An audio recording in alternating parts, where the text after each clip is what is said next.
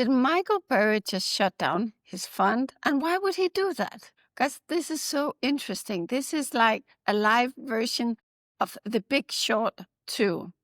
Because this is the Michael Burry who got famous with the movie The Big Short for eyeing the problematic subprime mortgages and the housing bubble long before anyone else. So when he makes a dramatic move, everyone pays attention. What is actually going on? Let's dive in. Let's start with the facts. A recent tweet shows that Scion Asset Management are no longer registered with the SEC, the Security and Exchange Commission.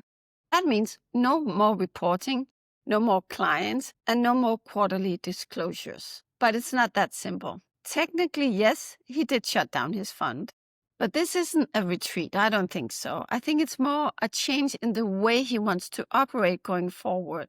But why is he changing the way he will operate, and what will he change it to? Michael Burry also posted on Twitter, "On to much better things, November 25th. What does that mean? He didn't elaborate, and he hasn't taken any calls from reporters, but it tells us one thing, that he isn't disappearing. He isn't completely stepping away.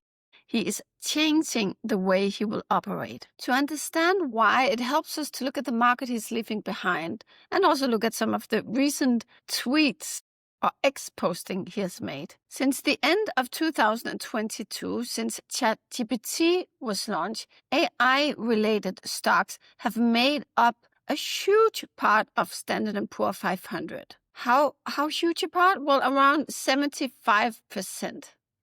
And that, my friend, that doesn't really make sense. It means that just a handful of companies are responsible for a huge part of the market gain. For everyday investors, that might feel pretty exciting. But for someone like Michael Burry, who is a value investor, that is a sign that the market has become very narrow and very crowded in a specific area. It also means that the market might be very fragile at this point. It means that we might be in a huge AI bubble, which is something he has tweeted repeatedly about. He recently asked some questions about how the big AI companies are reporting their earnings. He says that some companies are spreading the investments over several years, the very expensive AI-related investments, in order to make the earnings look better. If you have huge costs and you spread it over more years than necessary, it will look like you're making more money. And that's an accounting choice. It's not a scandal,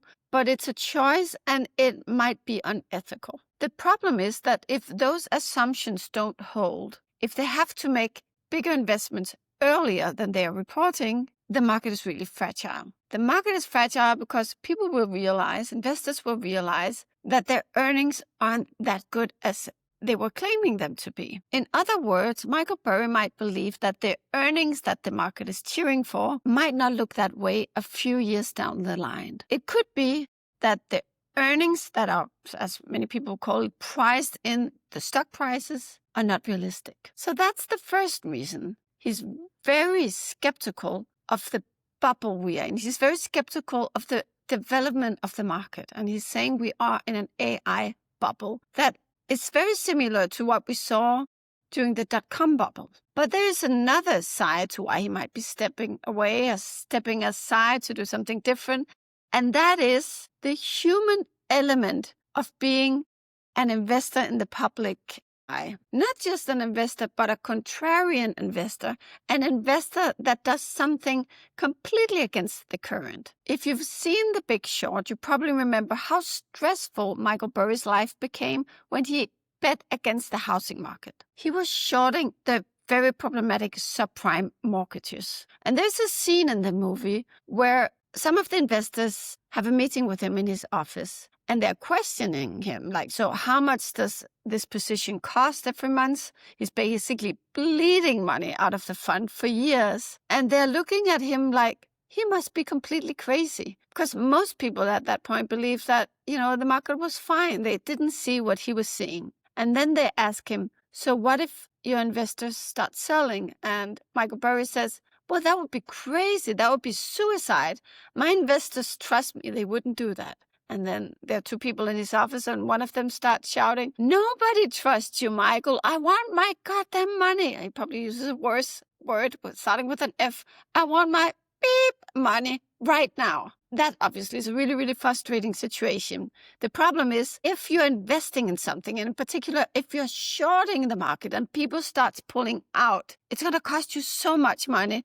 And then more people are going to pull out. So there's going to be a run for the exit. One of the scenes I remember clearly from the movie is simply a scene of the mood he was in, the way he was working. He would listen to heavy metal really, really loudly and ignore the phone calls that were constantly, the phone was constantly calling and the angry emails were coming in. And he basically told his investors that they couldn't leave the fund for quite. He shut down any possibility of leaving the fund, at least as I remember the story. And then he just ignored the calls. But he was definitely in a very stressful situation. And the truth is, when you go against the market, even if you're right, it's really, really difficult to manage your investors, their emotions and their crazy decisions on top of your own. You have to manage the fund as well. So he was probably, himself struggling with, should I stick with this position? And on top of that, he have these angry investors calling him all the time. Nah, to be quite honest, I don't think he was in doubt at all. He doesn't seem like a type who would be in doubt. He knows what he sees, he really believes in it, and then he keeps going. But still, it's very, very difficult for someone like Michael Burry to handle this. I don't know if you know this, but he actually has Asperger's.